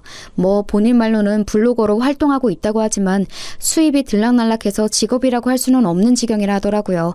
시댁이 결혼 자금을 대주면서 여유가 생긴 서방님이 그간 벌어둔 돈과 퇴직금, 가진 걸 전부 다 더해서 가게를 차릴 계획이었던 겁니다. 그러니 시부모님의 걱정이 이만저만이 아니셨던 거죠. 그 얘기를 듣는 저도 걱정이 될 정도였으니까요. 지금 뭐 터는 정했고 계약만 하는 상황이라고 하던데 시부모님은 내심 저희가 말려주길 바라는 것 같았어요. 당신들 말은 안 들으니 저희라도 나서길 바라는 마음이셨겠죠. 그렇지만 본인들이 본인들 돈으로 하겠다는데 남편과 제가 뭐라고 할 수 있나요? 어쩔 수 없이 남편이 그날 서방님한테 따로 전화해서 상황을 전달받고 조금 더 꼼꼼히 생각해본 후에 가게를 차리는 건 어떠냐고 말했는데 이미 동서가 모든 계획은 세운 터라 미룰 수가 없다고 하는 겁니다. 아무래도 동서한테 아예 콱 붙잡혀 사는 것 같았어요. 결국 동서를 설득해야 하는 건데 그럴 수 있는 사람이 가족 중에 아무도 없었습니다. 동서의 고집은 못 이긴다는 걸 아니까요. 이런저런 걱정으로 정신없는 일주일이 흐르고 남편이 오랜만에 회식으로 술에 취해 집에 돌아온 날이었어요. 평소 마시지도 않는 술을 잔뜩 마시고 침대에 뻗어버렸죠. 뭐 이런 날도 있겠거니 하면서 남편의 옷을 정리하는데 남편 핸드폰으로 전화가 한 통 왔습니다. 서방님이었어요. 늦은 밤에 전화한 걸 보면 뭔가 급한 일이 있나 싶어서 제가 대신 받았어요. 제 목소리에 당황하기에 무슨 일 있냐고 물었습니다. 그러자 서방님은 잠시 망설이다가 이렇게 말했죠. 형수님, 저 아시죠? 돈 떼어먹거나 뒤통수 치는 그런 사람 아니란 거. 저 여태껏 정직하게 살아왔고 다른 사람한테 폐 한 번 안 끼치고 살아왔어요. 결백해요. 그러니까 그런 저 한 번만 믿고 부탁 하나만 들어주실 수 있나요? 아, 이런 말 정말 하고 싶지 않았는데 이번에 가게 차리려고 모아둔 자금을 집사람이 사기 맞았어요. 당장 내일 계약금을 내야 하는데 자금이 부족해요. 부모님한텐 연치 없어서 말도 못하겠고 도움 구할 곳이 형밖에 없어서 전화한 거예요. 가게 잘 꾸려서 꼭 배로 갚을게요, 형수님.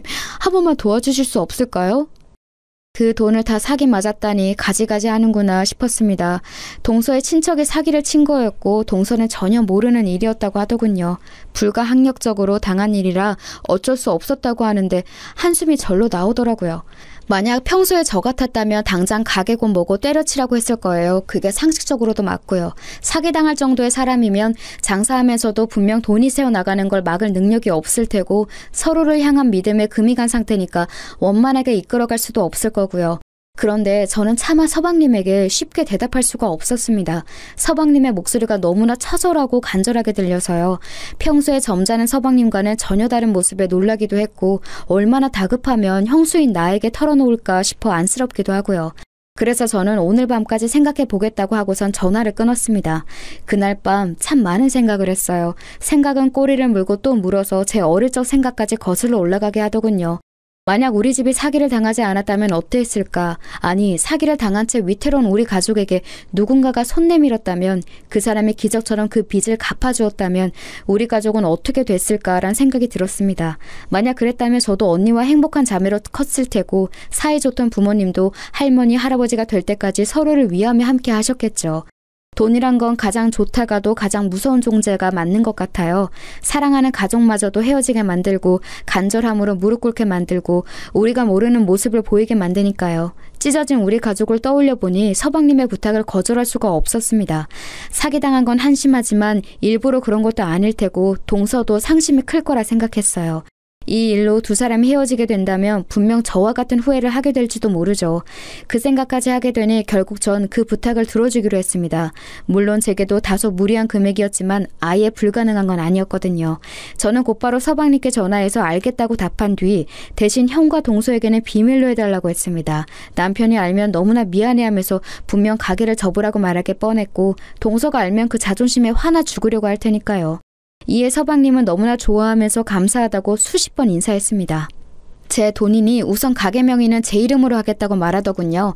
자기가 사장이 아니라 매니저로서 고용된 거로 하고 꼭 성공시키겠다고 약속했습니다. 저도 뭐 나쁠 거 없으니 알겠다고 했고요. 어쩌다 보니 비밀 사장이 된 거죠. 그렇게 서방님과 동서는 우여곡절 끝에 가게를 시작했습니다. 두 사람이 그런 장사 경험이 적으니 본인 친구 중 장사를 오래 했던 친구들을 고용해서 어찌어찌 잘 꾸려가더라고요. 물론 처음엔 크게 적자였어요. 빚은 늘어갔고 서방님의 자신감도 많이 하락한 듯 보였습니다. 그렇지만 서방님은 끈기가 있는 사람이었어요. 매일 집에 가지 않고 가게에만 틀어박혀서 보완해야 할 점을 살폈고 음식을 만들고 조합하고 다시 새롭게 리뉴얼하면서 조금씩 더 발전시켜 나갔어요. 이따금씩 남편과 함께 가게를 찾아가면 여지없이 서방님 혼자 어두운 가게에 남아 공부를 하고 있더라고요. 남편은 서방님이 너무 고생한다며 갈 때마다 용돈을 쥐어주곤 했는데 그럴 때만 서방님은 제 눈치를 많이 보았어요. 그 모습이 왜 그렇게 친동생처럼 안쓰럽고 마음이 쓰였는지 가게가 적자인 거 뻔히 아는데 서방님은 매주 5만 원, 10만 원, 15만 원씩 꼬박꼬박 제 통장에 입금하며 고맙다는 말을 전했습니다. 이러지 않아도 된다고 나중에 여유 생기면 달라고도 말했는데 도통 제 말을 듣지 않더라고요. 어차피 이 가게의 실질적 주인은 저고 이 돈도 제 돈이니 이렇게라도 전하는 게 본인 마음이 편하다고 하면서요. 남편에게는 비밀인지라 티는 못 냈지만 그런 서방님이 참 대견했어요. 어떻게든 잘 살아가려고 애쓰는 모습을 보니 언젠간 성공하겠다 싶어서 돈을 빌려준 것에 대해 마음이 조급하지 않더라고요. 시간은 다소 걸리겠지만 나중에라도 다 갚긴 하겠다 싶어서요. 은혜를 잊고 살지만 않으며 그걸로 이자는 충분할 거라 생각했습니다. 서방님의 간절한 기도를 들어주신 건지 제 돈이 하루빨리 되돌아올 운명이었던 건지 가게가 점점 잘 풀리기 시작했어요. 입소문이 났는지 젊은 사람도 많이 찾기 시작했고 단골들이 꽤 생겨서 고정 수입도 생겼다고 하더라고요. 늘 어두컴컴한 낯빛으로 여린 미소만 짓던 서방님의 얼굴에도 점차 생기가 생겼습니다. 그 모습을 보면 남편도 정말 다행이라며 마음 놓여했고요. 그런데 언제나 동서가 말썽이에요. 가게가 잘 안 될 때 동서는 출근도 잘 안 했다고 들었거든요. 그렇다고 별 일이 있는 것도 아니고 그냥 집에서 늘 누워 있었다는데 이해가 되시나요? 본인 말로는 어차피 손님 없어서 할 일도 없고 직원이 손님보다 더 많으면 민망하지 않냐. 인력 낭비해서 뭐하냐. 한 명이라도 쉬는 게 경제적 이익 아니냐고 말했대요. 가게가 텅 비어서 팔이 날리는 꼴을 본인 두 눈으로 직접 보고 있는 것도 너무나 괴롭다면서요. 그 이야기를 들으면서 정말 사람은 변하지 않는구나 싶었습니다. 그런데 가게가 잘 된 이후로 찾아가 보니 카운터에 떡하니 서서 사장 노릇을 하고 있더라고요. 잘 웃지도 않고 별다른 인사말을 건네는 것도 아니면서 가장 쉬운 카운터 앞에만 앉아 계산일을 하는데 그러면서 본인은 마치 사장인 것처럼 직원들한테 빨리빨리 움직이라고 소리치고 서방님은 주방과 홀을 왔다 갔다 하며 땀 뻘뻘 흘리면서 일하는데 혼자 선풍기 바람 쐬는 꼴을 보아하니 정말 별꼴이더라고요. 보다 못한 남편이 동서에게 눈치를 주면서 한 명이라도 일손을 더해야 하는 거 아니냐고 지나가듯이 말했대요. 그러자 안 그래도 직원을 더 뽑을 생각이었다며 가게가 잘 돼서 피곤해졌다는 듯이 말했다는 겁니다. 이쯤 되면 동서랑 결혼한 서방님은 무슨 생각이었는지 궁금해지더군요. 남편 말로는 둘도 우리 부부처럼 어릴 적부터 알던 사이여서 그냥 그 자체로 받아들인 채 사는 것 같다고 하더라고요. 아무리 속고 친구여도 그렇지 뭐가 이상하고 뭐가 안 좋은 건지는 알고서 고쳐줘야 하는 게 아닌가 싶었지만 우린 그냥 상대하지 말자 싶어서 더 이상 말 걸지 않기로 했습니다. 그렇게 가게가 막 풀린 무렵 저는 고등학교 때부터 친했던 친구들 무리를 소집했어요. 저까지 11명이나 되는 대규모 모임이었죠. 고향 친구들이다 보니 사는 곳도 가까워서 1년에 한 번은 꼭 주기적으로 만나왔거든요. 제겐 유일한 친구들이기도 해서 슬픈 일이나 화나는 일, 기쁜 일을 소소하게 나누고 마음을 나눠주는 소중한 가족과 마찬가지인 애들이었어요. 마침 때마다 만나는 시기가 다가왔고 이번엔 어디서 모일지 이야기를 나누고 있었습니다. 한 친구가 오랜만에 고기를 먹고 싶다기에 번트 서방님 가게가 떠올랐어요. 그래서 우리 서방님이 소고기집을 열었다고 하고 서비스 많이 달라고 할 테니 거기서 모이는 게 어떻겠냐고 물었습니다. 그러자 다들 흔쾌히 좋다고 말하며 오랜만에 배불리 먹고 큰돈 쓸 준비하겠다고 말해주더라고요. 말이라도 얼마나 고맙던지 그 자리에서 곧바로 서방님에게 연락해 저까지 11명 예약해달라고 했어요. 그러자 서방님은 또 수화기 너머로 연신 허리를 굽혀가며 고맙다고 말했고 서비스 무조건 많이 주겠다고 호언장담을 하시더군요. 그런데 우리가 가는 날 서방님은 다른 가게 답사차 출근을 안 한다고 하더라고요. 대신에 동서가 있으니 미리 말해두겠다고 하더라고요. 그 말을 듣자마자 어쩐지 불안감이 엄습했습니다. 잠시나마 약속을 취소하고 다른 날로 잡아야 하나 싶었어요. 하지만 다시 시간 맞추는 것도 힘들고 동서도 설마 본인 가게 음식 팔아주러 가는 건데 또 그렇게 아나무인으로 굴까 싶어서 약속을 취소하지 않고 알겠다 했습니다. 그런데 그게 화근이었어요. 정해진 약속날이 되고 저와 친구들은 들뜬 마음으로 가게를 찾았습니다. 그날은 평일 낮이라 사람들이 대체로 없을 때였어요. 일부러 친구들끼리 그 시간을 맞춰간 거였고요. 오늘 이 모임에 오려고 다들 반차와 연차까지 쓴지라 다들 신난 마음을 감추지 않았어요. 제 사정을 아직 모르는 친구들은 가게에 들어서자마자 문 앞에 서 있던 동서에게 반갑게 인사를 했습니다. 그런데 동서의 표정이 영 좋지 않더라고요. 다들 왜 그러지 하는 눈빛으로 저를 쳐다보았어요. 저는 그냥 빨리 들어가라고 고개짓했고요. 사람이 한 번에 많이 들어오고 반갑게 인사까지 하니 사람이라면 물론 당황할 수도 있죠. 그런데 그렇게 표정을 구길 필요까지 있나요? 저희가 일부러 말없이 찾아온 것도 아니고 당당히 예약해서 온 건데 저도 갑자기 기분이 상했지만 애써 티내지 않으려고 했어요. 그러자 동서가 가장 마지막으로 들어오던 저를 붙잡고 말했습니다. 형님, 굳이 남편 없는 날에 이렇게 사람들 거느리고 찾아온 이유가 뭐예요? 남편 없으면 일 빨리 정리할 사람 없는 거 모르세요? 저희 정신없이 일하는 모습을 보고 설마 골탕 먹이는 거라고 생각하는 건 아니죠? 동서, 말을 왜 그렇게 해? 너무 베베꼬여서 뭐라 할 말이 없네. 그런 거 아니니까 쓸데없는 착각하지 말고 기분 좋게 받아들여. 동서는 정말이지 어쩜 저렇게 다르게 생각할까 싶어요. 호의를 호의 그대로 받아들이지 못하는 정말이지 꽈배기 같은 인간이더라고요. 친구들 앞에서 얼굴 붉히기 싫어서 애써 호쾌한 척 넘겨버렸어요. 그때 초장을 잡아놨어야 했는데 말이에요. 저희는 메뉴판을 보면서 뭘 먹을지 이런저런 의견을 나누고 있었습니다. 그런데 사람이 많으니 다소 주문 시간이 길어지게 됐어요. 이 부분은 물론 좀 그럴 수 있긴 해요. 그렇지만 5분을 넘기지는 않았고 옆 테이블에 피해가 가지 않게 저희끼리 조용히 이야기 나눴거든요. 그런데 동서가 저 멀리서 저희를 째려보고 있더라고요. 그마저도 제 친구가 말해줘서 알았어요. 야, 네 동서 지금 우리 노래 보고 있는 거 아니야? 나 지금 얼굴 뚫어지는 줄 알았어. 저 정도면 뭔 악감정이 있는 거 아니야? 너 뭐 잘못했냐? 이젠 친구들도 알 정도니 저도 눈치가 보이더라고요. 대충 메뉴를 통일하고 얼른 주문해야겠다 싶었는데 그 순간 동서가 저에게 다가왔습니다. 그리고 평생 잊을 수 없는 그 말을 제게 했죠. 형님, 지금 가게에 전세 낸 건가요? 아까부터 계속 그 테이블만 바라보고 있는 거 뻔히 알면서 이래놓고 주문 안 할 생각은 아니시죠? 아니, 그러고 보니 돈은 있어요? 저희 메뉴 다 값 나가는 건데 이렇게 꼼지락댈 거면 그냥 점심 특선이나 먹고 빨리 가세요. 지금 그 테이블 기다리느라 아무것도 못하고 서 있는 거 솔직히 시간 아깝거든요. 동서의 말에 한순간 가게 안에 찬물을 끼워준 듯 모든 테이블이 조용해졌습니다.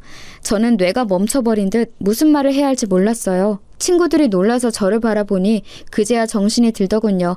지금 이 상황에서 싸우며 가게 소문만 안 좋게 날 것 같고 그렇다고 그냥 넘기는 것도 도저히 못하겠더라고요. 그래서 생각해낸 게 메뉴는 손님이 정해야지 직원 주제에 그렇게 함부로 떠들어도 돼요? 됐고 여기 꽃등심으로 20인분 주세요. 오늘은 내가 살게 얘들아. 오랜만에 골든벨 울리지 뭐. 그래지. 얘 여기서 돈 제일 잘 버는 패션몰 사장님인데 우리도 얻어먹어보자. 가게 서비스가 엉망이라서 당장이라도 나가고 싶은 거 꾹 참을 테니까 여기 음식이라도 잘 주세요 아주머니. 제 의도를 알아차린 친구 한 명이 곧바로 저를 지원사격해줘서 속이 뻥 뚫리는 기분이었어요. 저와 제 친구 말에 동서의 표정은 곧바로 어두워졌고 친구들은 그 자리에서 크게 박장대소했죠. 동서는 또다시 카운터로 돌아갔고 다른 직원들에 의해 아주 거하게 대접받았습니다. 서비스를 많이 주겠다는 서방님의 말은 사실이었는지 뭔 별의별 음식이 줄기차게 나오더군요. 큰돈 써서 속이 좀 쓰리긴 했지만 그보다 더 많은 걸 대접받아서 기분은 좋았습니다. 친구들에게 이렇게 쓴 것도 처음이니 그거대로 유의미하다고 생각했고요. 식사를 다 마친 뒤 친구들을 가게 밖으로 내보내고 저는 동서에게 카드를 내밀었습니다. 동서는 저를 보고 비웃음조로 이렇게 말하더군요. 저희 가게 생각해서 찾아와 주신 거 감사해요 형님. 덕분에 형님이 크게 쏘신 돈 제 주머니 안으로 잘 들어왔어요. 잘 쓸게요. 다음부터는 굳이 안 찾아와 주셔도 되고요. 네 주머니라고? 뭔가 착각한 거 아니야? 내 주머니겠지.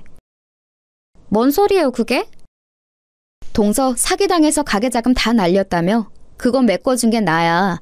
네 말처럼 시장에서 내복 판 돈으로 도와준 건데 어때? 그래서 이 가게는 내 명의로 되어 있고 정확히 말하면 내가 사장이고 여기 모든 돈은 내 돈이란 뜻이지. 서방님과 내가 이미 다 정리한 일들이야. 그래서 말인데 내가 사장으로서 하는 가장 첫 번째 일을 지금 해보려고. 너 여기서 해고야. 내 가게에서 나가. 지금 네가 여기서 나가지 않으면 난 당장 내일부터 서방님과 너 여기 모든 직원들 다 해고할 거야. 그래도 못하겠다면 네가 사기당해서 자금 다 날린 거 시부모님한테 말하거나 셋 중에 선택해. 지금 여기서 당장. 죄송해요 형님. 제가 오늘 너무 예민했어요. 요즘 가게 일로 너무 바빠서 좀 무리하게 군 것 같아요. 한 번만 용서해 주시면 안 돼요? 제가 원래 좀 제멋대로인 거 아시잖아요. 사실은 형님이 오늘 찾아온 게 저한테 생색내려고 그러는 것 같아서 좀 기분이 안 좋았거든요. 아니, 제가 오해했던 거죠. 그래도 저 가게에서 진짜 열심히 일해왔어요. 남편한테 미안해서라도 그 도박빚 다 갚으려고 지금까지. 순간 동서의 입에서 도박빚이라는 말이 나왔어요. 저는 그게 무슨 말인지 곧바로 추궁했습니다. 끝까지 말 안 하려고 하기에 당장 말 안 하면 저번에 사기당한 거 직접 신고해줄 겸 같이 경찰서로 가자고 했습니다. 그러자 저를 데리고 주방 뒤편으로 데려가더니 그곳에서 무릎을 꿇고 제발 못 들은 거로 해달라고 애원하기 시작했어요. 제가 계속해서 캐묻자 손을 벌벌 떨면서 그 자리에서 이실직고를 하더군요. 알고 보니 동서는 친척에게 사기를 당한 게 아니라 도박에 손을 대 돈을 잃은 거였습니다. 무려 가게 자본 전부를요. 대체 무슨 생각으로 서방님이 평생을 모은 그 돈으로 도박을 한 거냐고 물으니 자기는 잃을 줄 몰랐다고 하대요. 몇 배로 불려오면 장사가 잘 안 돼도 상관없을 테니까 조금이라도 더 여유롭게 하고 싶어서 손을 댄 거래요.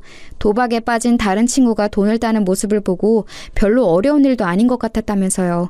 그런데 처음에 돈을 잃고 나서 그 돈을 메꾸려고 남의 돈을 일부러 넣었고 그마저도 1차 다시 원상복구하려 돈을 넣고 잃고 다시 넣고 잃고 그 과정을 반복하다가 일주일 만에 억소리 나게 잃은 겁니다. 그래놓고 뻔뻔하게도 친척에게 사기를 당한 거라고 말하더군요.